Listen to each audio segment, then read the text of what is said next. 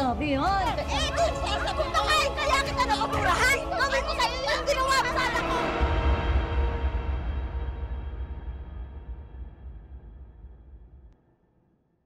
Mga suki, bili na kayo! Dali! Ay, Mari! Mari! Pabili naman ng Anong gusto mo? merienda. Sapin-sapin. Ito, tuputo, tsaka sapin-sapin. O yan. Oh. Ilista ko na lang, ha? Hindi, ito na. Bayaran na kita. Talagang sinamahan ka pa talaga ni Ian, ha? Sinasamalan daw ako kasi, tapang bakasyon pa. O siya, sige, maglako na kayo. Ako din magtitinda. Salamat, salamat. Ay, naku! Ay, ano ba? Tanga-tanga mo, hindi ka tumitingin sa dinadaanan mo. Oh, pasensya na ho. Aksidente lang. Okay ka lang, Mare? Oo. Ay, sino nagtitinda rito? Ako po. Halika. Magkano dito? Ay, GC isang tali, ma'am. Ako, hindi naman sariwa yan. Ma'am, sariwa to. Tignan nyo, oh. Malago pa. Ilang tali, ma'am? Tatlo. Eh, ito, 20 isa. Ay, ma'am! Ay! Yung babaeng yan, nagnanakaw yan! Hoy! Wala akong ginagawa, ha? Hindi ako nagnanakaw! Wala akong ginagawa sa inyo! Ano ba? Teka ako! Hindi po magnanakaw nanay ko. Nagtatrabaho lang kami ng marangal. Wala naman ako kinukuha sa'yo, eh. Pwes, magkasabot kayo! Yan ang mga modus ninyo! Hoy! Huwag kang nakikinig! Teka lang! Tama na! Teka lang! Tama na! Wag! Huwag ka nga nakikialam. Wala naman kami kinukuha sa inyo. Silipin nyo. Ulit nyo! Iiwan niyo po kanina sa pwesto ko. Ayan, kasi bintang ka ng bintang. Puro bunga nga inuuna mo. Kaya nga, hindi naman kami magnanakaw. Eh, ano magagawa ko? Tingnan niyo yung mga itsura niyo. Mukha talaga kayo manduruka. Ikaw kaya ang mayag ka rin namin sa presinto, ha? Subuan mo! Lumayas ka dito! Talagang lalayas akong baho dito. Tinapon pa yung kangkong ko. Hayop to.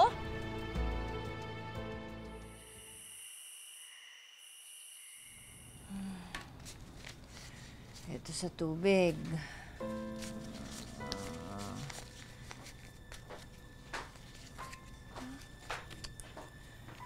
Nay, Oh, teka. Bakit gising ka pa? Di ba may pasok ka bukas? Nay, sorry po kung kinukulit ko kayo, ha. Kailangan ko po kasi ng pambayad para sa PE uniform ko. Tsaka rubber shoes. PE na po kasi namin bukas, eh.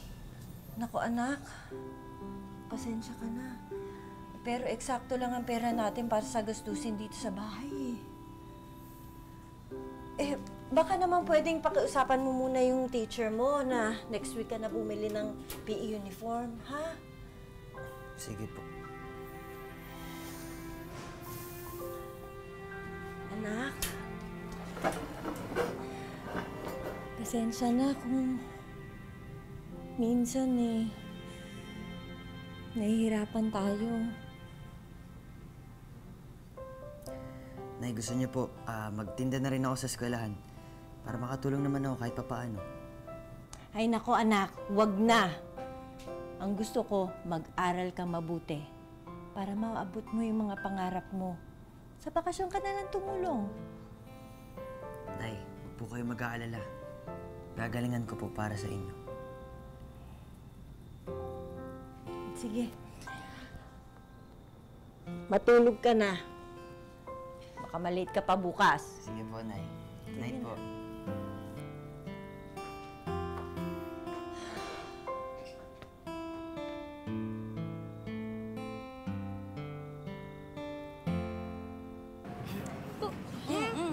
Pa!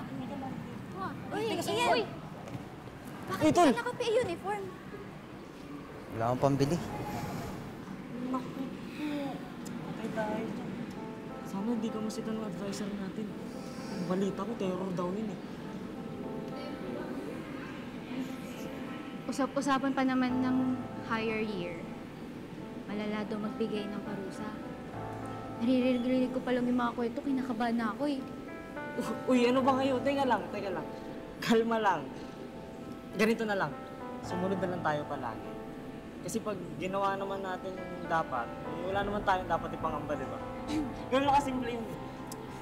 So, para hindi kami mapahamak, distansya muna kami sa'yo. Pag mape, ha? Makulit ka kasi. Yun. Hindi ba totoo? Ano? Sige na, ikaw na bahala. Good morning, ma'am. Good morning, ma'am. Good morning. Morning, Ma.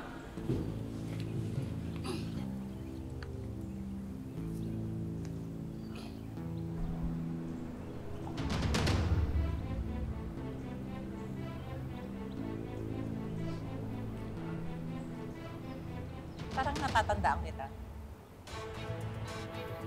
Po? Why are you not wearing your PE uniform? Ma'am, sorry po. Hindi pa po kasi ako makakapili ngayon eh. Napaka-unfair naman sa mga kaklase mo. Kung papayagan kitang mag-attend ng PE class ko, you're the only one not wearing a uniform. Siya nga pala, class, magbibigay ako ng exam mamaya. At ikaw, since hindi ka naka-uniform, you're not allowed to take the exam. Okay? Ma'am, nakikiusap po ako. Wala po talaga kasi akong pera pambili. Promise po, sa susunod po na may PE tayo, mag-uniform na po ako. Okay? Pero hindi ganun-ganun lang. Kasi pag pinayagan kita ng ganon, gagayahin ng iba. Correct?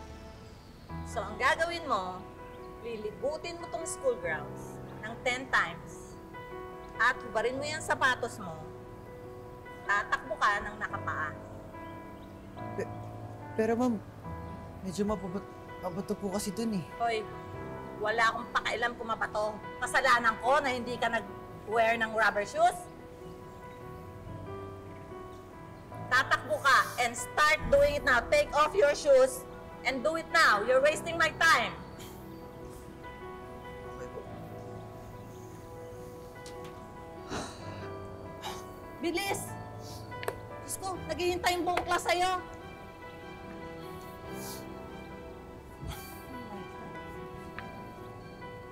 Bilisan mo na. Tumakbo ka na. Sige na, iwan mo na yan. Takbo!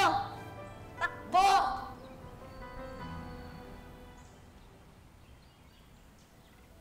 Alam na ba ng mama mo na yung advisor natin yung nakaaway niya noon sa talipapa? Sinabi mo na rin ba yung pinagawa niya sa'yo ng PE natin? Wala akong balak sabihin. Well, ginagawa ko naman na lahat para makapasa sa subject ni ma'am. Pag bumagsak ako at malaman ng nanay, sigurado ako susugod yun dito sa school at yun ang iniiwasan ko. Kasi ayoko magkita sila ulit. Eh, tol, tayong apat lang naman nakakalam. Kaya kapag biglang nalaman ng mama ko, hindi kilala natin kasi nagsumbong. Di ba? Oh, ako, nahimik ako dito ah. Marites ka kasi. Good morning. Take your seats. Okay, listen carefully. Simula sa araw na to, magsisimula ang Cleanest Classroom Challenge dito sa school natin.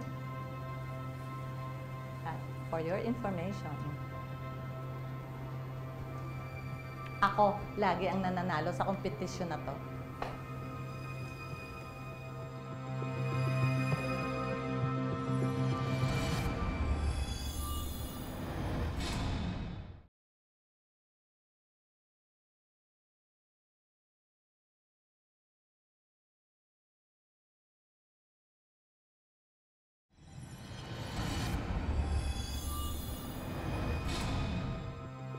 So, ayaw ko ng makalat. Do you understand?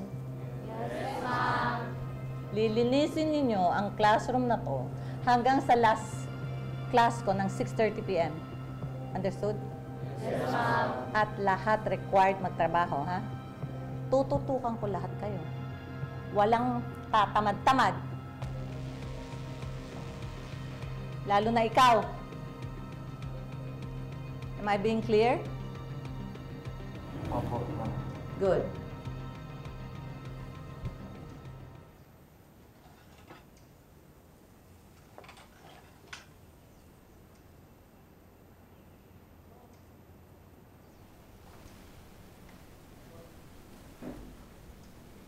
Kanina pa hong umaga tapos ang klase ninyo, hindi ho ba? Oo. Actually, pinababalik ko sila para maglinis. Iba talaga. Ang record holder ng Cleanest Classroom Award. Do you feel any pressure right now? Of course. Obvious ba, Miss Reyes? Kailangan manalo ulit this year. Diba? Mahirap na. Baka masungkit ng iba. Teacher Cortez, medyo naaawa lang naman ako sa mga bata. Kanina sa klase ko, mga hindi na sila makapag-focus. Nagmamadaling tapusin ng essay exams.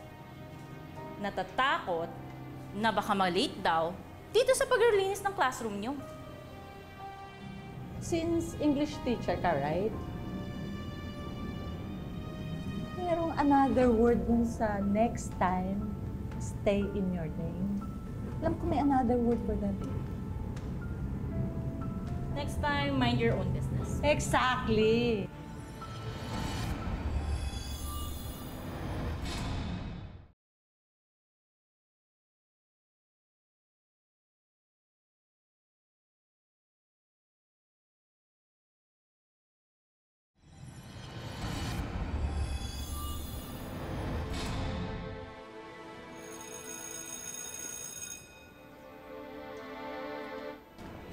Yes?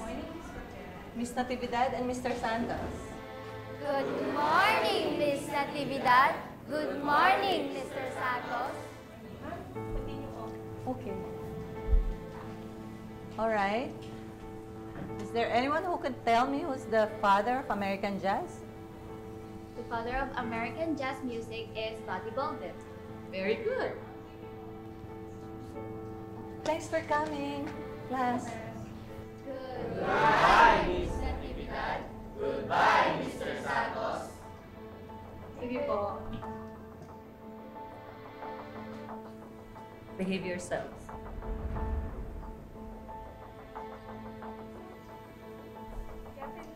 Reyes, congratulations po. Kayo po ang nanalo ngayong taon for the Venus Classroom Challenge.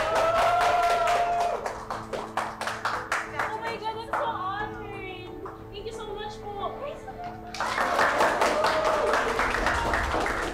Mr. Natividad, ano po nangyari? Bakit hindi yung classroom ko nanalo? Baka nagkamali po kayo. Mrs. Cortez, kahapon po kasi nag-inspect kami. May nakita po kaming balat ng candy sa tabi ng basurahan. Eh, minus points po yun sa inyo.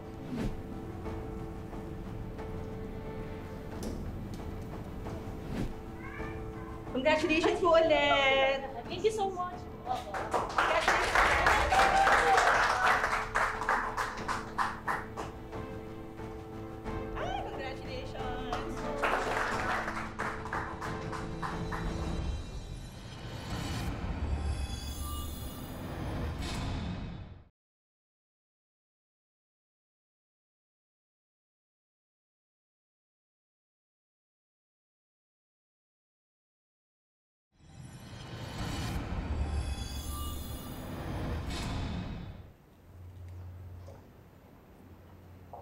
Kayo!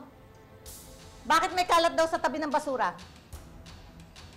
Hindi ba sinabi ko sa inyo, kabilin-bilinan ko kahapon, linising mabuti ang room? Ma'am, naglinis naman po kami ng mabuti. Tsaka wala pong laman yung basurahan nung umalis kami kahapon. Promise po. Che, nakita niyo naman po, kahit po iyon na nagtapon po ng basura. Ah, ganun. So bakit may basura? Ano yun? Magic? Basta lang lumitaw? Ganon! Ginagawa niyo akong tanga! Ano yung basura? Akin na! Dali mo! Lagay mo dyan. Lagay mo dyan. Tanggalin mo yan. Itaob mo yan. Itaob mo. Dali mo dito.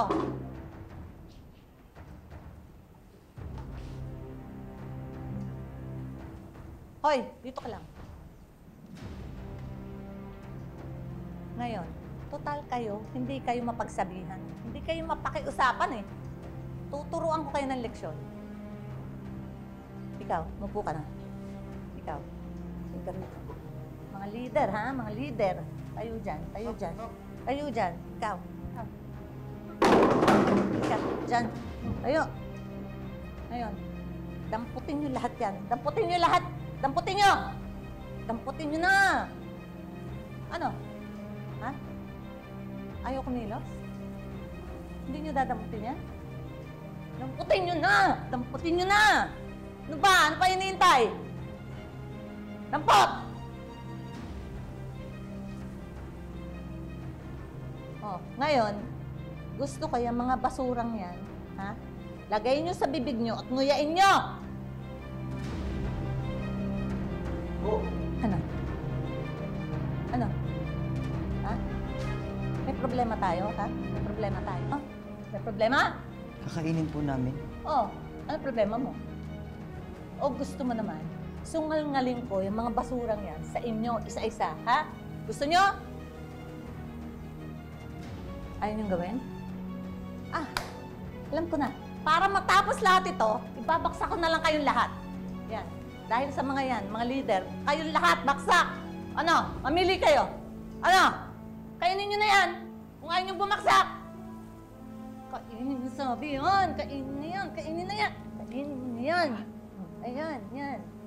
Susunod din pala eh. Oh. Ngayon, nalasahan ninyo ngayon kung anong lasa ng basura na kung saan nyo lang tinatapon. Oh, ngayon, siguro naman natuto na kayo. Ha? Lahat kayo? May natutunan na kayo, ha? After this?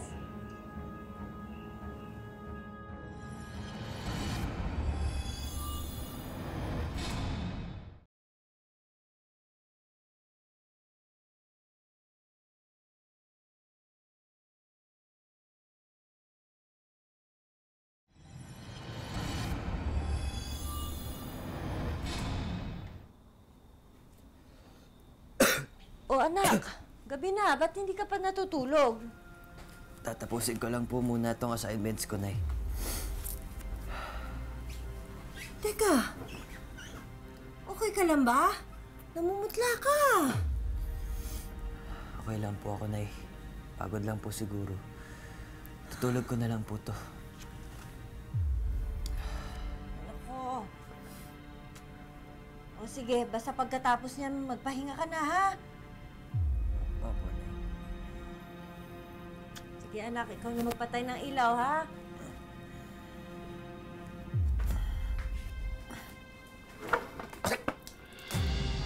Anak!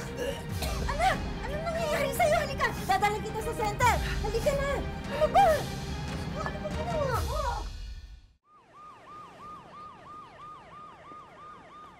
Mare, ako na. Ako na magsasabi sa'yo. Halika anak. Kasi nga, sabi nitong si Hana, na pinakain sila ng basura. Naalala mo si Mrs. Cortez? Bakit hindi mo sinasabi sa akin, anak? Sino ba yung si Mrs. Cortez? Si Mrs. Cortez yung teacher na nakaaway mo sa talipapa. Eh naku, anak, pinag-iinitan ka noon. Sorry po, Nay. Ayoko lang po kasi lumala yung sitwasyon kaya hindi ko po agad sinabi sa inyo. Anak, hindi naman pa pwedeng pinapakain ka ng basura ng gano'n. Hindi ka naman daga. Kung pinalampas ko ang nangyari sa talipapa, eh ito hindi ko pwedeng palampasin. Halika, sugurin natin dun sa eskwelahan yan. Nay, wag na po, Nay. Nay! Walang tao dyan, ma. Ito, teacher. Teacher? Ma'am, excuse me po. yes? Kilala niyo po si Mrs. Cortez? Si Teacher Cortez. Opo. Asan po siya? Ay, sure. Sige, tara, sasamahan ko kayo. Tuwang talaga na. Ay, ayun siya, oh. Ayan! Bilisan nyo dyan! Hoy! Kailangan- Mrs. Cortez! Kalma. Yes? Anong yes? Tinawag mo ko, di ba? So I said yes? Oo. Oh, kilala kita. Ikaw yung nanay ni Ian, right? Oo, tama. Pinakain mo si Ian ng basura. Wow! Alam ko. That's a alam ko, big ha? accusation. Hoy, Teacher! Pati Wala anak ko, kayong pinakain mo. Simulat sa pool pa lang, pinag-iinitan mo ng anak ko. Anong klase kang guro? Anong klase kang tao, ha? Hoy! Unang-una, hindi ko pinapersonal ang anak mo.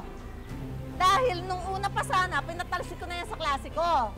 Pangalawa, tanungin mo muna yung anak mo kung bakit ko pinagawa sa kanya yon. Ay, di pa rin tama yun, Kahit na anong gawin ng anak ko, kahit na anong mali, hindi dapat pinakain ng basura yan. Hindi animal ang anak ko. Ano ba yan sa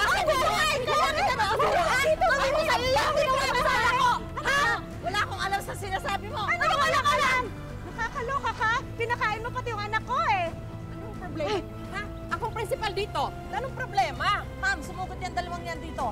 Yung teacher mo! Tignan nyo. Alam mo ba? Kinakain ng mga estudyante niya na basura? Ha? Wala kang proof! Ano walang proof? Kasama yung anak ko sa mga nakakain ng basura. Nag-a-accuse ka ng walang ebidensya. May ebidensya ako. Hindi pa ba ebidensya na nasa ospital ang anak ko? Ha? Matindi pong akusasyon ang sinasabi niyo, Mami. Kung hindi nyo kayang aksyonan ng reklamo ko, sa korte tayo magkikita. E di sige, gawin mo. Nang magkasubukan tayo. Ginagantong niyo ako. Dahil mahirap lang ako. Ikaw Dahil ang nagsabi hindi ako niyan. edukado. Wala kami sinasabing ganyan. Dignidad lang ang meron kami ng anak ko. Oh my Kaya God. ipaglalaban ko to hanggang katapusan. Ma'am, sana Makukulong kita. Oh my God, you're threatening me? Ma'am, Ipakukulong talaga kita. another threat, Ma'am. Oh my God. This woman just came here. Tingnan niyo, Ma'am. Sinugod ako, di ba? Witness ka? Oh, Diyos ko, Ma'am. Sandali. At, maglinis na kayo dyan. Ba't pa kayo nagchichismis dyan? Nakakahiya na dyan ang principal. Kap, ito po yung bahay, oh. Sige. Tao po! Tao po! Tao po! Opo, nandiyan po ba si Teacher Florena? Mari, parang wala namang tao eh. Teacher? Wala na yata dito eh. Wala na po siguro. Kapitan, sino pong hinahanap nila? Hinahanap kasi nila si Teacher Florena. Hindi kasi sumisipot sa barangay at ilang beses na pinapatawag. Nako, nung isang gabi pumunta sa akin. Kinukuha yung last month deposit niya. Sabi ko hindi pwede, dala-dala yung mga gamit niya. Lilipat na daw siya ng bahay. Naku alam niyo ba kung saan lilipat? Pasensya na po, ala po siyang nasabi. Hindi ko alam kung saan siya lilipat eh. Mari, tinakasan ka na noon. Ba yan?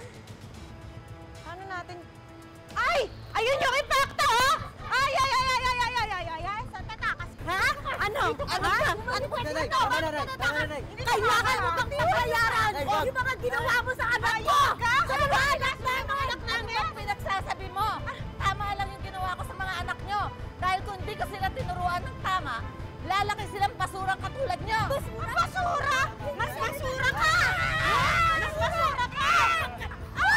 Hindi ka, hindi ka tatakas. Di mo sa ako eh.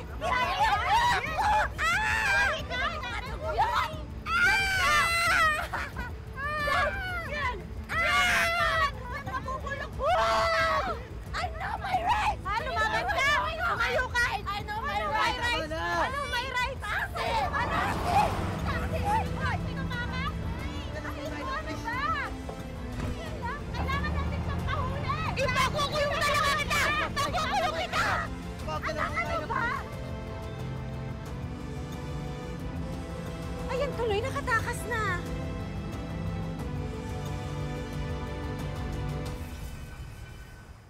Yung napanood natin na hango sa totoong buhay, kung sakasakali na ito ay mangyayari sa inyo, ang mga magulang ay maaaring magsumbong sa Child Protection Committee sa bawat paaralan. Maaari ding magsampa ng reklamo sa kahit saang pulisya dahil meron din tayo mga Women and Children's Desk sa lahat ng ating mga istasyon ng pulis. Itong mga ganitong uri ng pang-aabuso sa bata, meron ding pananagutang administratibo para sa isang guro. Kung mapatunayan at mahatulan siya ng korte, maaari siyang makulong hanggang 3 taon. Pwede rin siyang matanggal sa trabaho at bukod pa doon, pwede rin siyang matanggalan ng lisensya bilang guro. Yung ganitong mga insidente po ng abuse, these are isolated incidents. Tayo po ay talagang meron tayong zero tolerance policy pagdating sa abuses. In fact, ang karamihan po sa ating mga teachers ay grabe po yung passion, grabe po yung sakripisyo na ibinibigay para lang po makapagturo sa ating mga learners. Sa atin po sa DepEd, pwede po silang tumawag dito sa ating mga telesafe hotlines at doon po ay pwede sila mag-lodge ng complaint at tayo naman po sa DepEd, we will immediately intervene at we will refer this kaagad for investigation sa schools. Mga kapuso, sana po'y nagustuhan niyo ang kwentong wish natin na hango sa totoong buhay. Sabi nga, ang mga teacher ang pangalawang magulang ng ating mga anak. Kaya pagdating sa classroom, hindi lang lesson, kundi pati disiplina ang itinuturo nila sa mga bata. Pero paalala ang kwentong ito na sana bilang nakatatanda, iwasan nating manakit at maging malupit sa mga bata. Dahil baka sa huli, imbis na maitama sila, mas marami pa itong mali na maibunga.